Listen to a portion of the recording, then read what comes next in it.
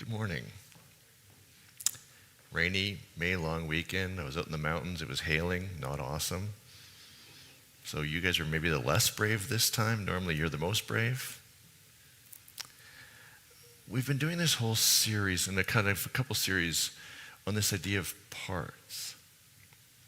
And I found myself this last couple weeks wondering to myself, how is it that certain people who have lives, when I look at their life, I just think, like they won the lottery. Like whatever hand that got dealt in hands of life, they got it all.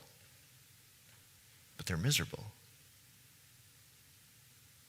And the next time you see somebody whose life you're going, man, if anything else could happen to them, like it's just thing after thing goes wrong for them, health issues, finances, whatever, and they're happy and they're joyful. And they have gratitude. And I'm going, how in the world does their lives, how their lives look, but how their spirit is so very different. Do you know the guy, or the actor Robin Williams? Yeah. I grew up in a very religious family, and the style of religion we grew up with meant we weren't allowed to watch TV really at all. So A-Team with Mr. T, remember that? Oh no, that was way too violent. There was no way we were watching that. Littlest Hobo, the little dog that saved the world, that was the kind of wholesomeness that our family could countenance. I don't know if you remember, CBC used to have this thing at 6 o'clock, Disney. They'd show little movies, right? Those kind of movies we could watch. Anything else, that was horrible. But there was one show we were allowed to watch. I'm not sure how this got past the filters, but it was the show Mork and Mindy. Anyone grow up with Mork and Mindy? Oh, classic. I actually have no clue what Mindy is because literally Robin Williams stole the show. He was so bloody funny. Like, it was an incredible show. And that started me paying attention to Robin Williams. Robin Williams, the actor, not just the comedian, but the actor. I saw Fisher King. Anyone see The Fisher King? Oh, such a good movie. And he is so good in it. And then we have Mrs. Doubtfire where, again, he's a comedian. This boy knows what he's doing. I don't even like comedies and I'm watching it trying to be all sullen and like laughing. That wasn't that funny, but I'm laughing. Why? What about Dead Poet Society? Seize the Day? Oh, so good. I want to seize the day then. There's a movie, What Dreams May Come. He plays a husband, and his wife gets lost in depression. And they characterize depression as hell, and he has to fight his way to find and save his wife from hell. I am like crying and all the husband he feels and like whatever. It's incredible. Again, his range. 1 hour photo. Did you guys watch that one? Creepy. He just stands there, doesn't even say anything, but his look on his face, you're just like, you freaked me out. Here's a man who could play anything. Serious. Good Will Hunting, when he says to the kid who's kind of like making fun of his life, he's like, if you have seen the world through my eyes, and if you ever mock my wife again, I will end you. And it's like, oh my goodness. One of my favorite actors of all times, who at 63 ended his life by suicide. How? One of the most gifted actors of my generation. Famous, beloved. Everyone loved this guy. How in the world does he look at his life and see nothing worth living?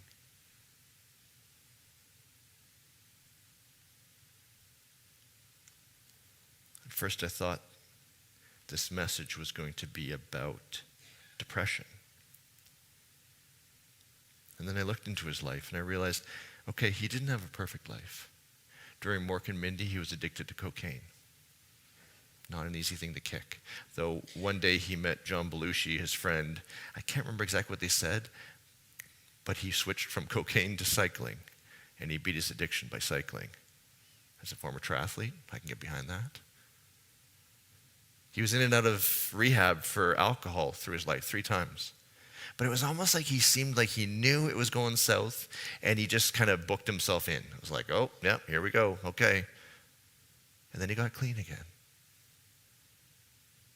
He was married. He was loved. What does he see in his life that he interprets as not worth living? When they did an autopsy after his death, they found something in his brain that comes with a Parkinson's diagnosis, which he had. It's a form of dementia. It's called Lewy bodies. Think of it as pieces of things stuck in your brain. When he died, we didn't understand it fully. Now we do. Lewy bodies do this. They take your brain and they filter out the good. And they focus you on the dark, on the scary,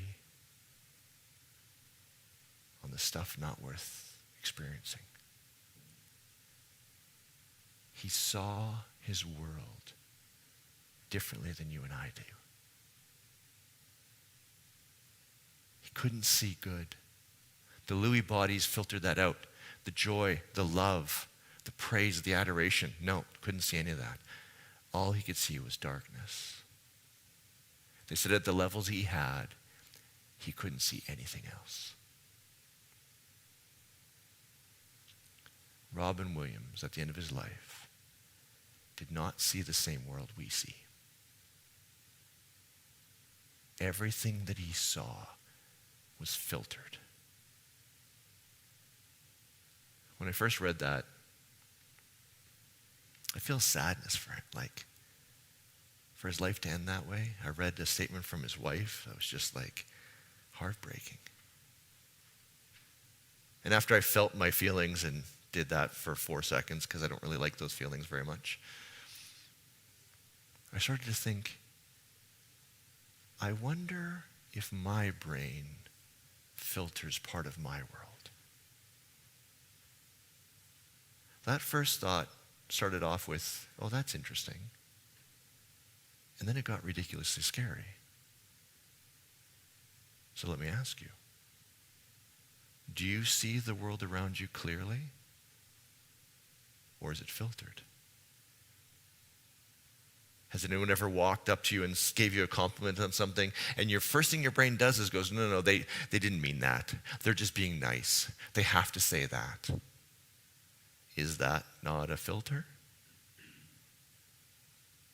You ever walk into a room, people look and start laughing, and you think, oh, they're laughing at me. Isn't that a filter? They could be watching Robin Williams, Mrs. Doubtfire. It's funny. You just happen to walk in at the right time. Do you have a filter that says, I see myself as unlovable, or as alone, or as not enough? Do you have filters in your mind that are coloring what you see?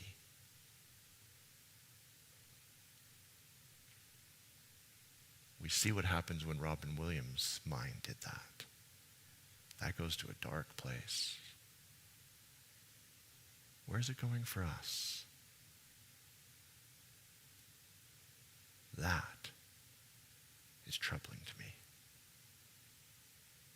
We've done this whole series through this framework, this metaphor called internal family systems. It's just a way of looking at your inner life through this kind of idea of parts.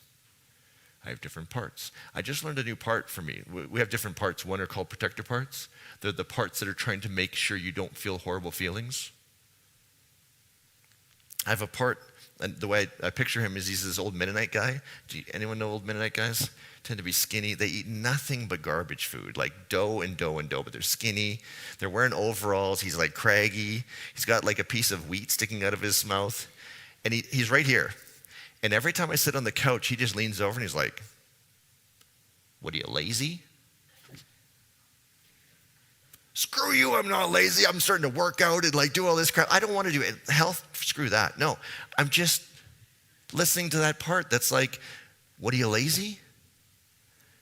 I've been dirt biking for 5 hours. I'm exhausted. "What are you, lazy?" "Screw you, I'll ride for another 10 hours. We have these parts that talk to us. The old Mennonite dude doesn't care about anything else. Doesn't care that I put in a 12-hour day. Doesn't care that I didn't sleep worth crap that last night. Doesn't care about anything. All he cares about is the Mennonite work ethic. If you're productive, you're valuable. That's all he cares about. Have you started over this series, started to learn this idea of parts? And what your parts say to you? What your parts care about? If you haven't, if this is new to you, if you're like, "Vince, parts, I don't understand," we have a series called Hijack. We just finished it. Go back onto the website, get caught up, change your life. But in this idea of parts, there's a protector part. And the protector part's job is to make sure you don't feel horrible experiences. If you were bullied as a kid, it doesn't want you to feel that. If you had too much sadness, it doesn't want you to feel that. It's focused on not that stuff over there that's gross and horrible and I don't want to feel it. That's why I don't like to feel sad for very long. I got stuff in there that I don't really like. And so I have a protector part that always wants me to think about things because then I'm not sad. Do you see how these parts work? What if our protector parts are using mental filtering to protect us? What if our protector parts are trying to keep us from experiencing the things it doesn't want us to pay attention to, those things that were painful, the bad childhood experiences, whatever? And it does it by filtering the world. Remember Jeff talked about catastrophizing a couple weeks ago? Was anyone here for that one?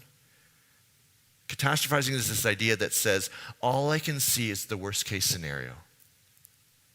Now, Jeff was very clear that said, catastrophizing is a protector part for many of us.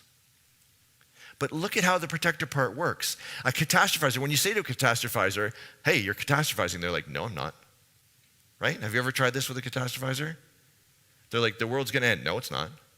You're like, "Well, look at this news article." And they're like, "Look at these 30 news articles." Well, every time this has happened, it's gone well. Yes, but this is the time it's going to go bad. And if we don't pay attention this time, we're all going to die. Why is a catastrophizer talking that way? Because they're willing to not pay attention to anything else? I don't think so. I think it's because inside of our minds, our protector parts have filtered out anything that isn't consistent with the catastrophe. We have not even seen it. Isn't that troubling? No wonder we're catastrophizing. No wonder we're locked in that space. Because we haven't even seen anything else other than the catastrophe. Our brain just filtered it out. A couple weeks ago, I did one on black and white thinking. I talked about abortion. Right now, it's framed as pro-life, pro-choice. And I was like, can we get some ish in there? Like, I'm pro-life-ish and pro-choice-ish, but depending on the, right? Like, can we get some gray in that sucker? But if you're locked in black and white thinking, your brain will filter out the gray. No. It's this. Or it's this. And you say, "But what about this gray?" No, it doesn't exist. Well, this, no. Our protector parts, I think, are so skilled that they literally are shaping our worlds that are consistent with their agenda, which is to keep us safe from certain things. We aren't seeing the world clearly. We're filtering. Okay, let me show how it works in your brain. Hey, Yanni, can you throw up that first picture for me? Take a look at that. What do you all see? Just yell it out for me. Squiggles. What was that? White and black. Anything else? Scared. What do we got? Zebra. I like zebra. Yanni, can you show up the next picture for me? Oh. Nailed it. Snake. Okay, now here's what I want you to do. I want you to, Yanni, can you go back to the first picture again for me? What do you see? Okay, but what else do you see? Isn't it crazy that once I told you or showed you that it's a snake, now your brain is locked in snake mode? It's a snake. Well, of course it's a snake. Well, what else do you see? Nothing. It's a snake. Like the head's right there. Look, you can see it clear. Mental filter. I literally showed you what this image could be seen as, and now your brain is locked into that image. Fascinating, isn't it? Okay, I got one that's going to mess with you too. Okay, another filter. Yanni, can you load the website for me? Okay, interactive, say that again. Can you hit play and just listen? What did they just say? Anyone? Can you repeat that one again? Any guesses?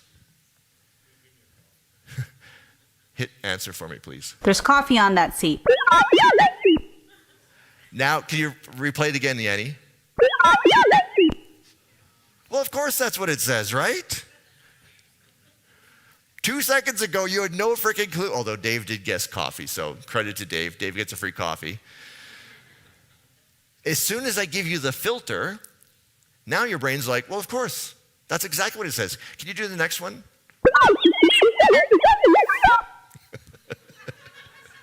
Dave? Nothing? You had the last one. Nothing? He says nothing. Oh, he's one more coffee. Okay. Hit the hint for me, or the answer for me. The Constitution Center is at the next stop. Obviously. Isn't it to me? When I first play it, your brain's just going like, I have no clue. It's like completely free, and it's like trying to free associate anything that it knows. When I show you the filter, your brain locks. Oh, clearly that's what it says. Isn't it interesting how our brains use filters to make sense of the world around us? Okay, I'm going to show you a picture of a duck next. Don't put it up just yet. It's a bit of a crude picture of a duck. It's been out for years. It's a famous duck picture, but whatever. Can you throw up the duck picture for me? There's a duck. Ah.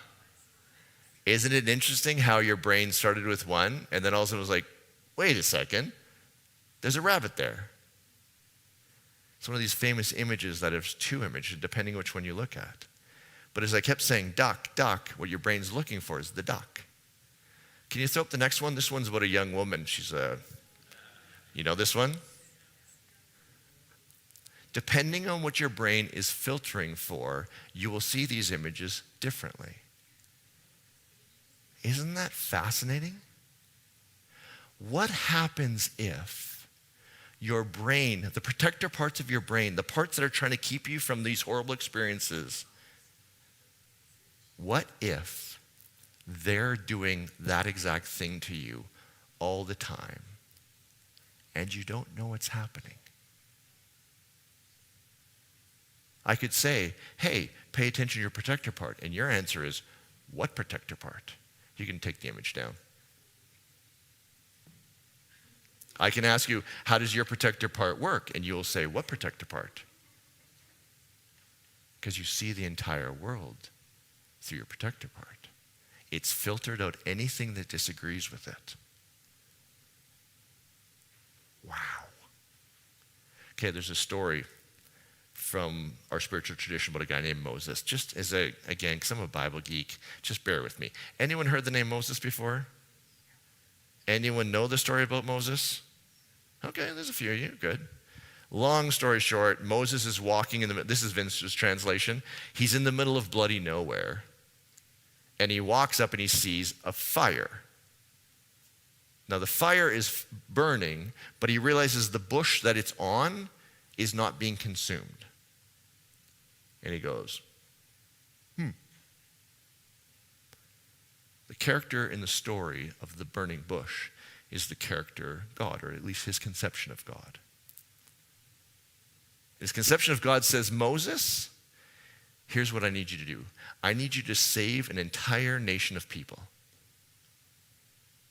It's pretty solid. If you were walking out of here and you saw a bush that was burning and out of the bush came a voice and it said, you can save an entire nation of people. That's pretty sweet, huh? But here's what he says.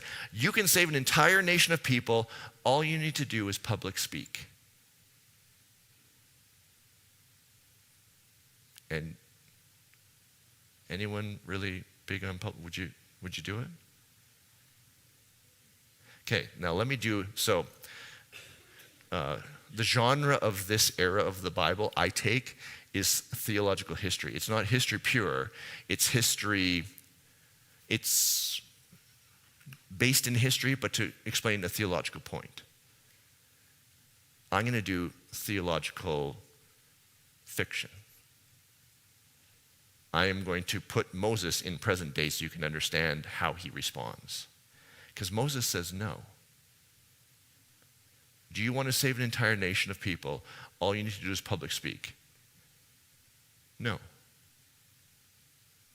You want to think about that answer again? Like, literally, you can save an entire nation of people. They're going to die if you don't public speak. And he says no. Now, imagine little Moses. He's in kindergarten, first year in school. He goes to kindergarten. Teacher says, I want you to do a show and tell. Just as quick, does show and tell happen still in kindergartens? That's the thing? Okay, we're good. Moses is doing show and tell. But here's the thing. Moses stutters. And so Moses starts talking about his summer. And he stutters. And the class bully starts to laugh. Moses. For the next 12 years, that's his name. Moses. That moment in kindergarten rings in Moses' head. The shame, the embarrassment. A protector part is born that day and says, you will never speak in public again. Not once. He does everything he can through his next couple of years. The teacher's like, you have to do a public presentation. He's like, oh, I'm sick that day, or, whatever. He fakes a stroke and just falls over. I don't know what he does. And then the one time that the teacher forces him, like, you will public speak, he goes to the front of the class and he starts to talk and he stutters. And all he can hear in his head is Moses, that stupid bully from his childhood. He doesn't even see that the school is completely silent and paying attention to him. They're nodding with him because they understand and like, wow, yeah, that's good. He can't see the report cards that come home through all the years that says, Moses is a great communicator. He's clear and insightful. He sees none of it. All he sees is the stutter and that bully. And that horrible feeling. Every room he walks into, as soon as he introduces himself, he instantly hears that voice. He doesn't see that people want to get to know him. No, he instantly pulls himself to the side and tries to figure out a way to not talk.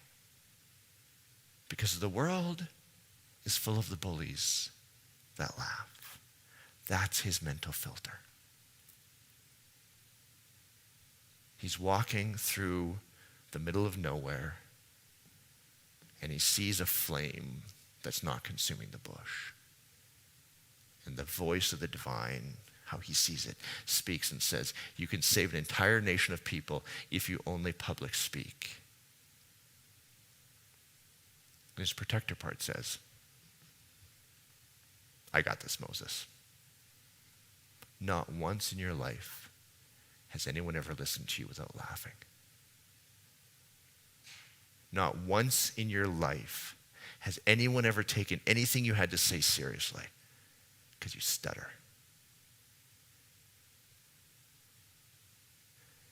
Yeah, I don't think we'll be doing that. Not because we can't, but because we know that no one will listen to me.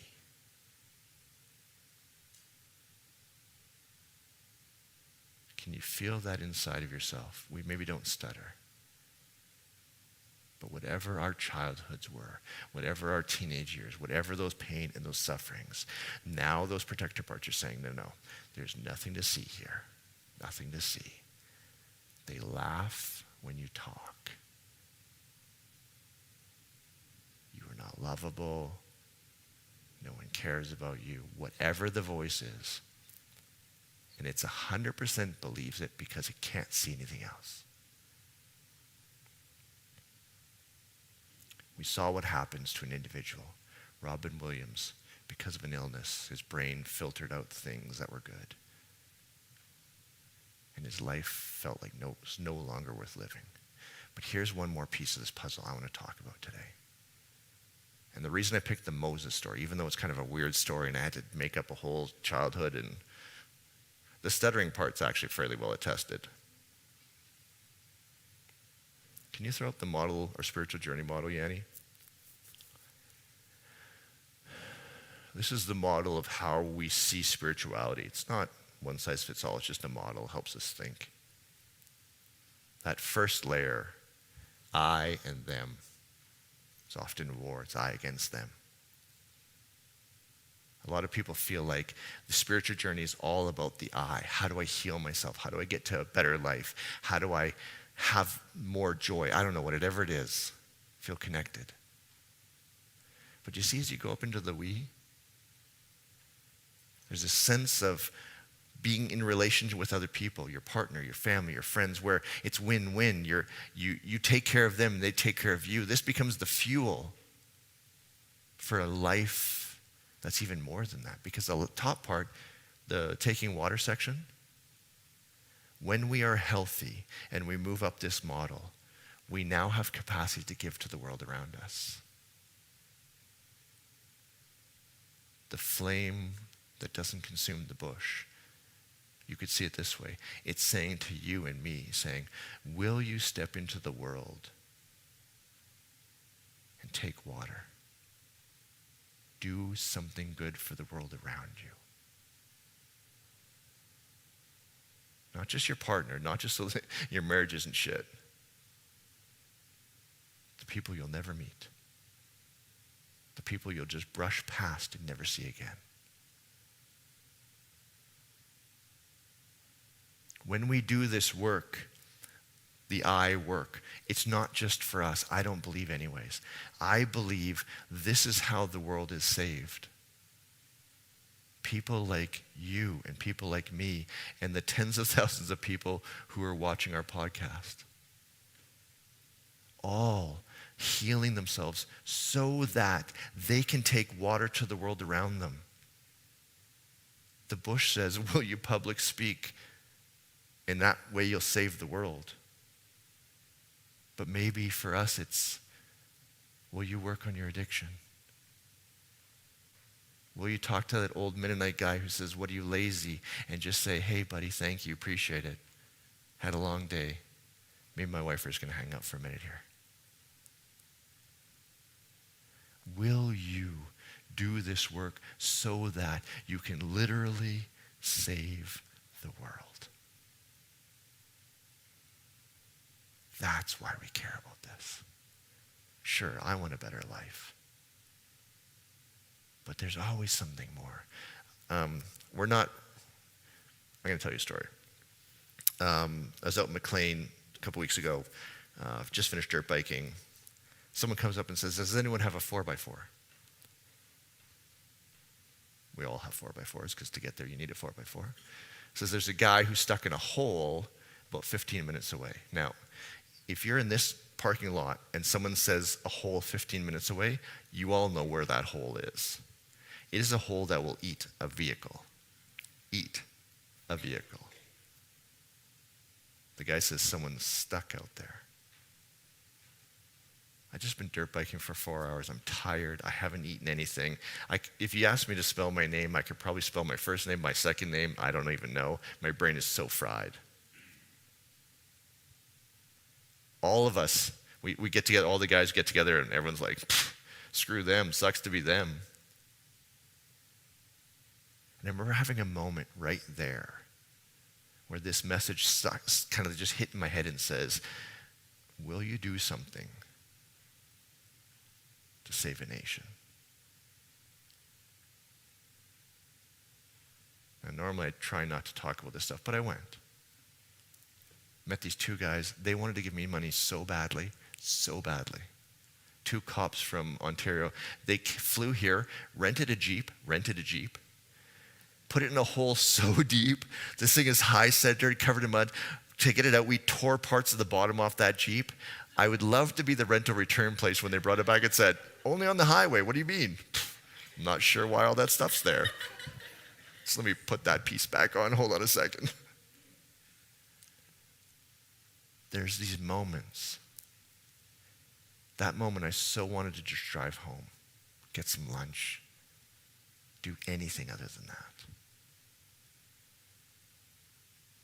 Where in your life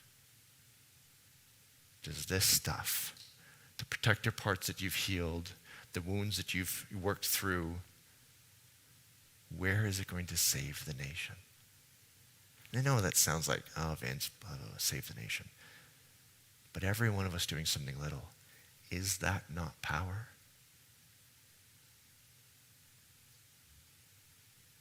How do you see something that your brain has filtered out? How do you see the thing that is unseeable? Your protective parts are so damn good at making you not see anything other than what they care about. How do you see it? One of the beautiful things about being partnered, and you can be partnered, not partnered, I don't really care. The advantage of being partnered is you have someone who knows you really well. My wife's sitting over there. I have a part of me that thinks that the world's not going to take care of me. Don't put up your hand, but you guys know this. This is a part that normalizes neglect. All I can see is that no one's doing anything for me. I keep doing everything for everyone else, and no one's doing anything for me. Can you even hear the voice? It's got this petulant little voice. And I had this moment where I'm feeling that, and it's over days, it's rising more and more, and I'm getting more and more resentful. And one day I just stop, and I say, babe, can you just tell me stuff you've done for me lately? And she's like that kind of sounds like a bit of an a-hole thing to say, right? But I was like, no, I'm not being judgy. I just need to hear. And she's like, well, I did your laundry yesterday, and I did this, and then I did this, and I did this, and I did this. But number 4, all of a sudden I realized I had seen none of that. And all of a sudden the filter turned off. And I started looking around, and I was like, oh my. I'd missed all of that. If you have somebody in your life that you trust, if you don't, find a therapist. This is what they're good at. They will go into your life and go like this, no, filter, filter. See the filter right there? You got a filter right there. See the filter? And suddenly you'll start to look around and be like, oh, wow, you're right. All I ever hear is they can give me performance review or a friend. You're good at this, you're good at this, you're good at this, you're good at this, you're good at this. There's this little thing you could work on, good at this. And all it's like, what do I have to work on? I suck at this job, right? They're probably going to fire me. I'm horrible. This is 10 other things. No. A therapist will go like this. Didn't they also say you're really good at this? Didn't they also say you're really good at this? If you don't, use a friend. Just sit down with them, tell them, talk about your life. Say, hey, have you ever seen my brain kind of filtering out certain things? What do you see in me? And they're like, oh, do you really want to know? How much time do you got? You will start to realize that your brain is filtering. Another way to do it is to write it down. Write down a story that's happened in the past. Don't try and justify it. Just write it down. Take a day, come back and read it. And ask yourself, is there things I'm not seeing? I had this really clever idea. I was going to say, here's what you're going to do. You're going to write down what's going on in your head, put it into ChatGPT, and have it talk it back to you. Because often you can hear it, you can do this. So I loaded up, I think it was Gemini. I loaded up Gemini, I typed in all of the thoughts in my head, and I said, read it back to me. And it said, it seems like you're having a mental health episode. Would you like to get some help? You judgy son of a... Just read it to me. This is supposed to fix me. So I'm not sure how you're going to do that one. But if you come up with a way to do it, it's great. Maybe record your own voice. Stupid LLMs. Realize your brain is designed to filter. When I show you the snake, all you can see is the snake. The way to break it is to somehow see that. We say, we know there's a part of us, again, in this whole model, there's all these protector parts that I talked about today, but there's a center part, the you that's healthy, the true self. One person calls it the divine image. I love that one. True self. The true self can see the protector parts. It sees that old Mennonite guy and it kind of puts his arm around him and be like, hey, buddy, we're good. We're just going to chill out right now. It's okay. I know you're freaking out. I know, like, if we're not productive, all the world could end. I know. But you know what? We're okay. It's going to hang out here. That's what your true self can do. How do you know your true self? I love Jeff's descriptions last week. The core idea is from Schwartz, the guy who developed this theory, but Jeff came up with the kind of little write-ons. Can you show up the first one, Jeremy? Calm. You know you're in your true self when you're calm. There's an inner peace and lack of reactivity. I know I'm in true self when I'm looking at another part and I'm like, wow, that part's really freaking out right now. I'm not freaking out, but I can tell that part's trying to freak out. Next one. Clarity. Clear perception and understanding of oneself and others. You can't be filtering when you're clear. The idea is blended. What happens is our protector parts take us over, and that becomes who we are. You can hear it. Your voice will change. Your mannerisms will change. When you're in true self, you can see that. Be like, oh, you don't want me to see that other part. Jeff talked about emotional reasoning. Oh, you don't want me to see those facts over there that completely go against my emotions. Ah, gotcha. Thanks, buddy. You know what? I'm going to read that article anyways. Next one. Curiosity, open, non-judgmental, interested in what's going on inside and outside. Jeff, please add that. You know you're in true self when someone freaks out on you and you're going, hey, what's going on there? When they attack you, when they judge you, when they're like, you did this, and you're like, instead of being like, no, I didn't, how dare you? You're like, oh, really? What's going on there for you? If I did that, how did that feel? Of all the things we could talk about, why that one? What's going on there? See, the curiosity, it's not defensive. It's not, I have to fight and you don't have the facts wrong, because again, their brains are filtering. Of course they don't have the right facts. The filter's designed to make sure you don't have the right facts.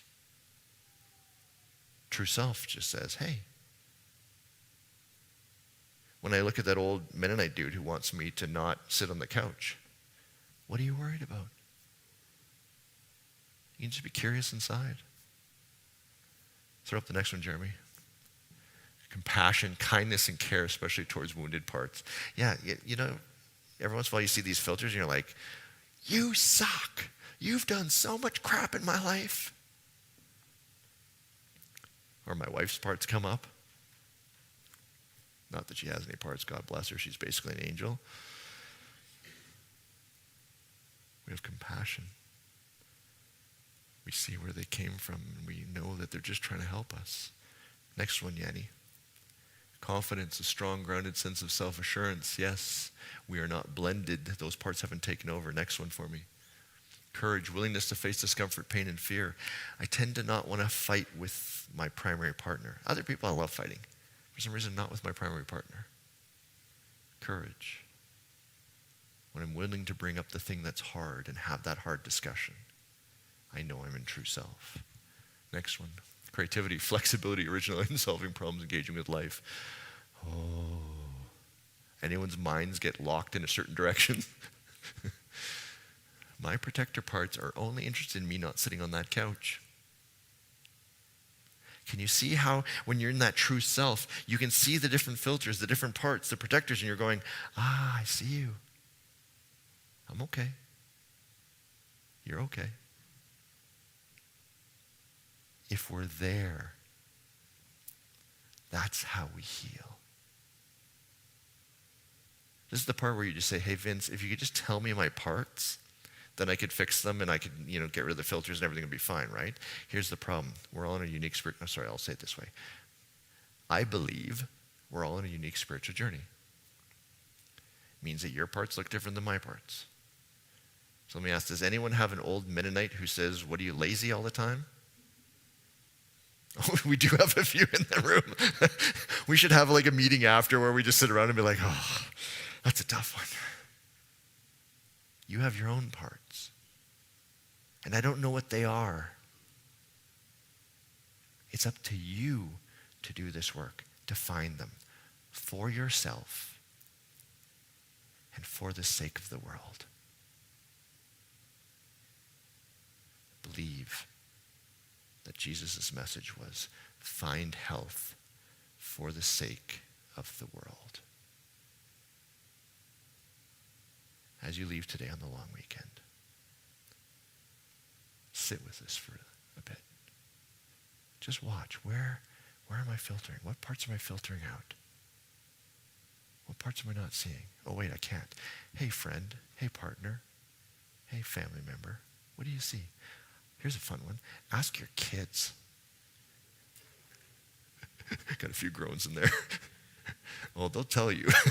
You may not like the answer, but they will have an insight into you because chances are your filters you put into them. And they see them now and they'll put them back into you. Find true self. Look at those parts as they talk to you. Characterize them.